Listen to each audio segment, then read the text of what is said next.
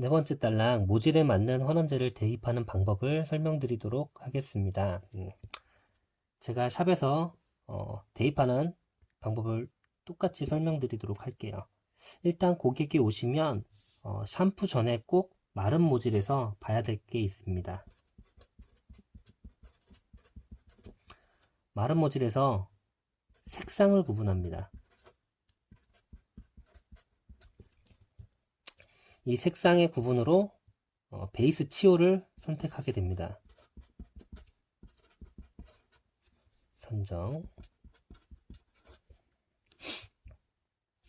일단 머리에서 몇 가지로 나눌까요? 버진 헤어가 있겠죠? 건강모, 그죠? 그리고 염색모가 있겠죠? 손상모, 탈색모가 있겠죠? 극손상모, 그리고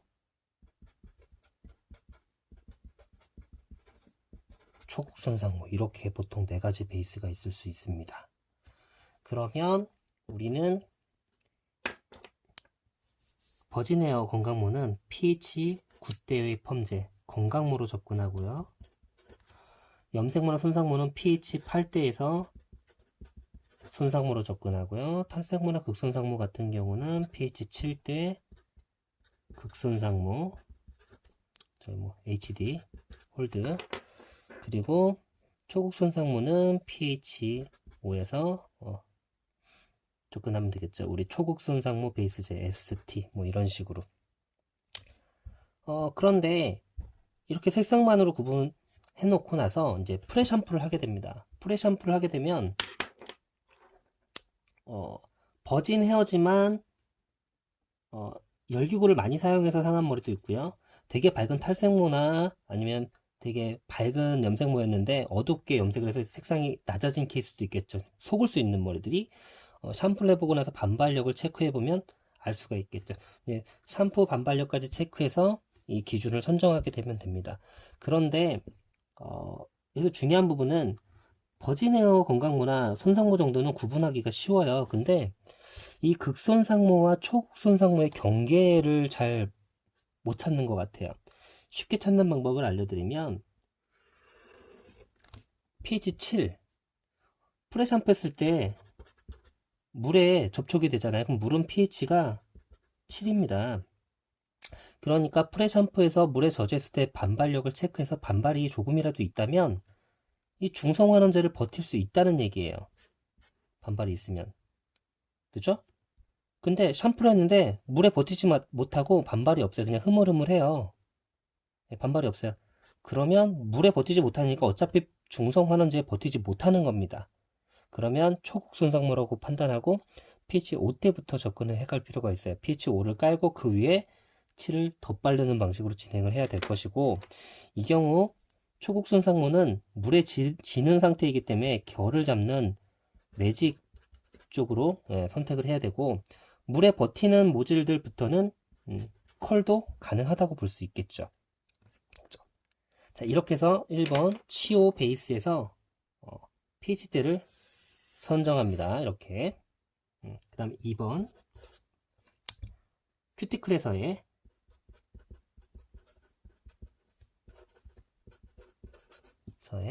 상태 구분. 이때 시스 플러스 아민. 시스는 친수, 아민은 친유. 이렇게 되겠죠. 치오도 친수. 이렇게 되겠죠. 치오 친수성, 시스 친수성, 아민 친유성. 이렇게. 보통의 친수성과 친유성을 왜 강조했냐면, 머리를 보시면 젖어있는 머리에서 부스스하거나 곱슬이 많이 일어나는 머리가 있고, 말랐을 때 부스스하게 일어나는 머리들이 있어요. 요즘은 친유성 모질들이 많아요. 왜 연화를 잘하고 나서도 말려보시면 부스스하게 이렇게 마르면서 일어나는 머리들이 바로 친유성 성분들이 많은 그런 모질이 될 수 있겠죠. 그 물에 반응하는 걸 보고 친수성과 친유성 어느 부분을 더 많이 써야 되는지를 구분하는 것도 좋을 수 있겠습니다. 그 다음에 이렇게도 구분할 수 있겠죠. 가는 머리, 염색머리, 그 다음에 염색이나 탈색에서 건강, 염색과 탈색을 했지만 건강한 머리. 그리고 또 어떤 머리가 있죠? 부스스하게 날리는 머리, 편모, 잔곱슬. 이런 것들은 다 큐티클에 영향을 미치는 부분들이에요. 우리가 연모 연화에서도 큐티클을 연화를 잘 해야 되는데 큐티클의 연화가 잘 안 되기 때문에 실패하는 경우가 많죠. 그러면 일단은 이 아민과 시스테인을 먼저 설명드리면, 아민은 큐티클에서도 만약에 김밥으로 치면 긴 부분이잖아요. 아민과 시스테인은 참기름이 잘 발라져 있는 그런 매끈한 김, 그럴 때 아민. 그냥 파래김처럼 건조하고 푸스스하고 부풀레기 있고 잔곱슬 있고 이런 게 시스테인, 이런 영역이라고 보시면 돼요. 그런데 어느 한쪽으로 완전히 백인 건 없기 때문에 요즘은 같이 믹싱되어 있어 작업하는 것도 굉장히 좋습니다. 이러면 만약에 가는 머리라든가 아니면 염색 탈색을 했지만 건강한 머리라든가 기름기가 잘잘 흐르는 이런 머리 같은 경우는 내부는 조금만 해도 되지만 외부는 강하게 들어가야 되는 거죠. 그래서 이 큐티클에 작용하는 시스테인이나 아민도 강, 중, 약 이렇게 구분을 해서 아리아 약으로 치면 G9, G7, G1이 되겠죠. 그것에 따라서 베이스를 만들어 놓은, 선정해 놓은 치호에다가 적정하게 파워에 따라서 믹싱을 해서 만들면 이게 이제 모질에 대응하는 환원제 대입이 될 것 같아요. 이거를 조금 더 쉽게 풀어 드릴게요. 자, 내부 텍스, 외부 큐티클, 네 가지 영역으로만 나눠서 바라보시면 조금 쉽게 이해가 되시는데요. 모발 두께만 한번 보세요. 두께만. 모발 두께가 두꺼운 모발도 있고 가는 모발도 있죠. 두꺼운 모발 강, 가는 모발 약. 그리고 외부 큐티클이 되게 강한 타입이 있겠죠. 큐티클이 강한 타입이 있겠죠. 강. 그리고 큐티클이 약한 타입이 있겠죠. 약. 그리고 여기도 강, 약. 자, 볼게요. 모발도 두껍고 큐티클도 강해요. 이러면 강입니다. 치오도 강하게 쓰고 시스 아민도 강하게 쓰는 거예요. 모발이 두꺼운데 큐티클이 약해요. 두꺼운데 막 건조하고 막 이런 머리들 있잖아요. 약한 모발. 두꺼운데 약 발랐더니 훅 가네? 이런 모발들이요. 이런 모발들은 치오는 강하게 쓸 때 시스테인이나 아민은 약하게 쓰는 거예요.